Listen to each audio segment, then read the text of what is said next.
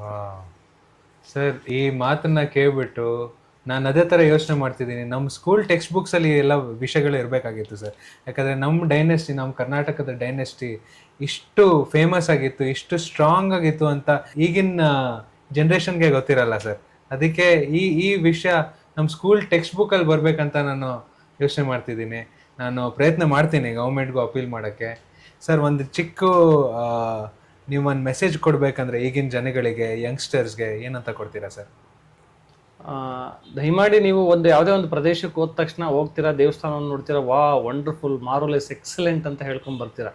But ಅದಲ್ಲ, ಅದ್ರ ಆಚೆಗೆ ನಮ್ಮ ಸಂಸ್ಕೃತಿ ಇದೆ. ಆ ನಿಜವಾಗಿ ಹೋಗಿ ಅಲ್ಲಿ ಇರ್ತಕ್ಕಂಥ ಗೈಡ್ ಏನು ಹೇಳ್ತಾರೆ, ಆ ವೈಭವೇಪೇತವಾಗಿ ಇತಿಹಾಸವನ್ನ ನಿಮಗೆ ಕಣ್ಣಿಗೆ ಕಟ್ಟೋ ರೀತಿಯಲ್ಲಿ, ಮನಸ್ಸಿಗೆ ಮುಟ್ಟೋ ರೀತಿಯಲ್ಲಿ ಹೇಳ್ತಾರೆ. ಆಕ್ಚುಲಿ ಅದು ಇತಿಹಾಸ ಇರಲ್ಲ, ಅದ್ರ ಆಚೆಗೂ ಇತಿಹಾಸ ಇರುತ್ತೆ. ಅದು ಏನು ಅನ್ನೋದನ್ನ ತಿಳ್ಕೊಳಕ್ ಪ್ರಯತ್ನವನ್ನು ಪಡಿ. ಒಂದು ದೇವಸ್ಥಾನಕ್ಕೆ ಅಂತ ಒಂದು ಮಾನ್ಯುಮೆಂಟ್ ಹೋದಾಗ ನನ್ನ ಹೆಸರು ಇರಬೇಕು ಅಂತೇಳಿ ಎಷ್ಟೋ ಜನ ಕಲ್ಲಲ್ಲಿ ತಮ್ಮ ಹೆಸರುಗಳನ್ನ ಕೆತ್ಬಿಟ್ಟು ಅದನ್ನ ವ್ಯಾಂಡಲಿಸಮ್ ಹಿನ್ನೆಲೆಯಲ್ಲಿ ಮಾಡ್ಬರ್ತಾರೆ, ಹಾಳು ಮಾಡ್ತಕ್ಕಂಥ ಕೆಲಸವನ್ನು ಮಾಡ್ತಾರೆ.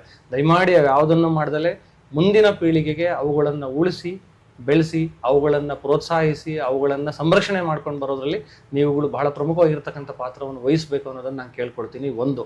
ಎರಡನೇದಾಗಿ ಇನ್ನೊಂದು ಬಹಳ ಮುಖ್ಯವಾಗಿ ವಿಷಯ ಏನಂದ್ರೆ, ತಮ್ಮ ಗಮನಕ್ಕೆ ಯಾವುದೇ ಶಾಸನಗಳು ಅಥವಾ ಏನೇ ಇವುಗಳು ತಾಮ್ರಪತ್ರಗಳು ಗಮನಕ್ಕೆ ಬಂದ್ರೆ ಅವುಗಳನ್ನ ನಮ್ಮ ಇಲಾಖೆಯ ಗಮನಕ್ಕೆ ತಂದ್ರೆ ನಾವು ಅದನ್ನ ಓದ್ಕೊಡ್ತಕ್ಕಂಥ ಪ್ರಯತ್ನವನ್ನ ಮಾಡ್ತೀವಿ. ಆ ಮೂಲಕ ನಮಗೆ ಚರಿತ್ರೆಯನ್ನು ರಚನೆಯನ್ನು ಮಾಡಲಿಕ್ಕೆ, ಪುನರ್ರಚನೆಯನ್ನು ಮಾಡಲಿಕ್ಕೆ, ಮತ್ತೆ ಹೊಸ ಹೊಸ ವಿಷಯಗಳನ್ನ ಸೇರಿಸಲಿಕ್ಕೆ ನಮಗೆ ಅನುಕೂಲ ಆಗುತ್ತೆ. ಆ ನಿಟ್ಟಿನಲ್ಲಿ ತಾವೆಲ್ಲರೂ ಕೂಡ ಕೈ ಜೋಡಿಸಿ ಅಂತೇಳಿ ನಾನು ತಮ್ಮಲ್ಲಿ ಕಳಕಳಿಯ ಮನವಿಯನ್ನು ಮಾಡ್ಕೊಳ್ತೇನೆ.